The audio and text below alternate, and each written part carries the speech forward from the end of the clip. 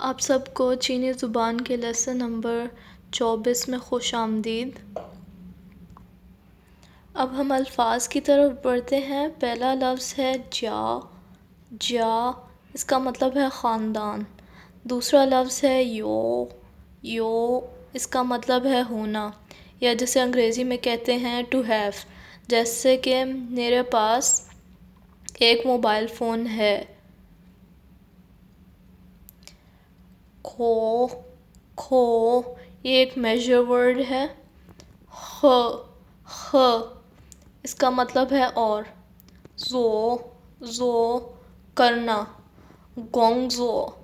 گونگزو کام یا پھر نوکری۔ دائ فو۔ دائ فو۔ دائ فو کا مطلب ہے ڈاکٹر۔ ن کا مطلب ہے کے بارے میں۔